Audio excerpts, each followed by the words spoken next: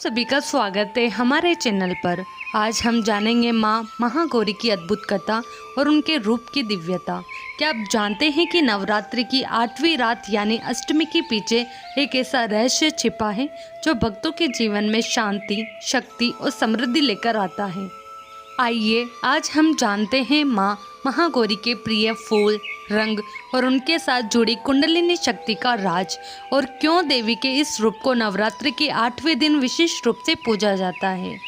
कथा के अनुसार देवी पार्वती ने महागौरी रूप धारण कर भगवान शिव को पति रूप में प्राप्त करने के लिए कठोर तपस्या की थी। कहा जाता है कि एक बार भगवान भोलेनाथ के किसी वचन से पार्वती जी का मन आहत हो गया, जिसके बाद उन्होंने गहन तपस्या का संकल्प लिया और उसी में लीन हो गई। इस प्रकार वर्षों तक कठोर तपस्या करने के बाद जब देवी पार्वती नहीं लौटी तो भगवान शिव उन्हें खोजते हुए उनके पास पहुँचे। वहां पहुंचकर उन्होंने पार्वती जी को देखा तो आश्चर्यचकित रह गए। पार्वती का रूप अत्यंत ओजस्वी था। उनकी छटा चांदनी के समान श्वेत और कुंद के फूल की तरह धवल प्रतीत हो रही थी। उनके वस्त्र और आभूषण दिव्य आभा से प्रकाशित थे। उनकी कठोर तपस्या और तेजस्वी रूप से प्रसन्न होकर भगवान शिव ने देवी उमा को घोर वर्ण का वरदान प्रदान किया और तभी से वे महागौरी कहलाई। एक अन्य कथा के अनुसार भगवान शिव को पति रूप में पाने के लिए देवी की कठोर तपस्या के बाद उनका शरीर काला पड़ जाता है। देवी की तपस्या से प्रसन्न होकर भगवान उन्हें स्वीकार कर उनके शरीर को गंगा जल से धोते हैं। तब देवी विद्युत के समान अत्यंत कांतिमान घोर वर्ण की हो जाती है तथा तभी से इनका नाम गौरी पड़ा।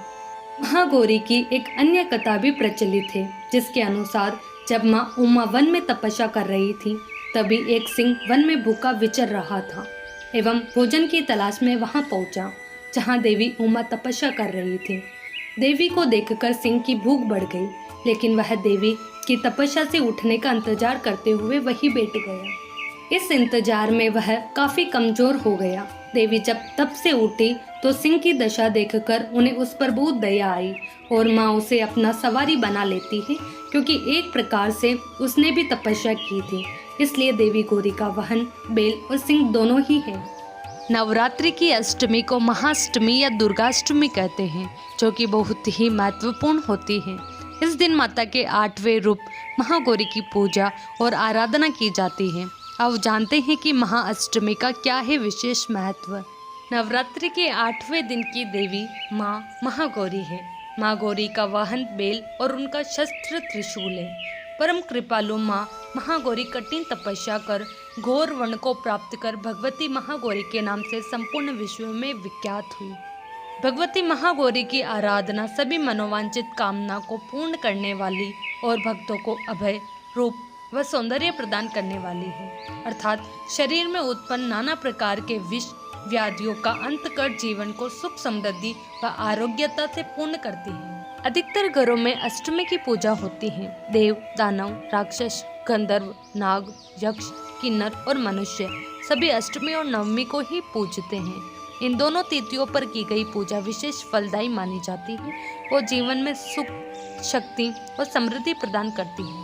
कथाओं के अनुसार इस तिथि को माँ दुर्गा ने अपने उग्र रूप से चंड और मूंड नामक राक्षसों का संहार किया था, तभी से उन्हें चामुंडा देवी के नाम से भी जाना जाता है।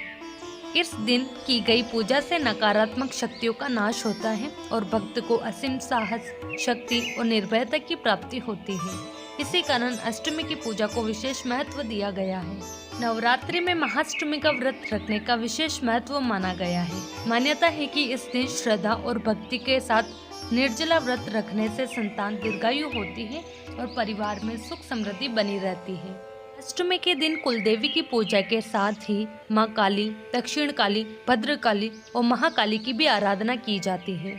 माता महागौरी अन्नपूर्णा का रूप है। इस दिन माता अन्नपूर्णा की भी पूजा होती है, इसलिए अष्टमी के दिन कन्या भोज और ब्राह्मणों को भोजन कराया जाता है। अष्टमी के दिन नारियल खाना निषेध है, क्योंकि इसके खाने से बुद्धि का नाश होता है। इसके अलावा तिल का तेल, लाल रंग का साग तथा कांसे के पात्र में भोजन करना निषेध है। माता को नारियल का भोग लगा सकते हैं। कई जगह कद्दू और लौकी का भी निषेध माना गया है, क्योंकि यह माता के लिए बलि के रूप में चढ़ता है। महाअष्टमी के दिन महास्नान के बाद माँ दुर्गा का षोडशोपचार पूजन किया जाता है। महाअष्टमी के दिन माँ दुर्गा के 9 रूपों की पूजा होती है, इसलिए इस दिन मिट्टी के 9 कलश रखे जाते हैं और देवी दुर्गा के 9 रूपों का ध्यान कर उनका आह्वान किया जाता है। इस दिन संधि पूजा का भी महत्व है। यह पूजा अष्टमी और नवमी दोनों दिन चलती है। इस पूजा में अष्टमी समाप्त होने के अंतिम 24 मिनट और नवमी प्रारंभ होने के शुरुआती 24 मिनट के समय को संधि काल कहते हैं। मान्यता है कि इस समय में देवी दुर्गा ने प्रकट होकर असुर, चंड और मुंड का वध कर दिया था। इसके अलावा संधि काल के समय 108 दीपक भी जलाए जाते हैं। माँ महागौरी को सफेद रंग और कमल अत्यंत प्रिय हैं।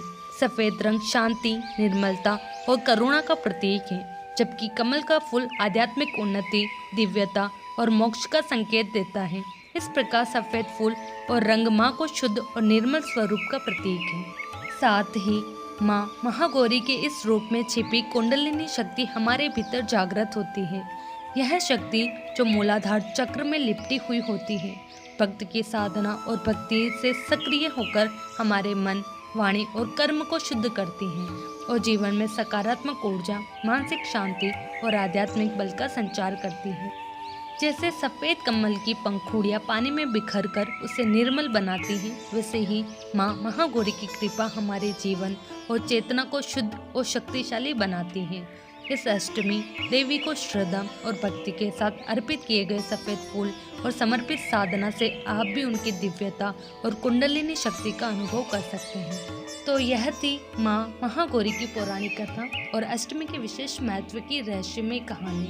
इस दिन माँ की पूजा से न केवल हमारे मन और कर्म शुद्ध होते हैं, बल्कि जीवन में सुख समृद्धि भी आती है।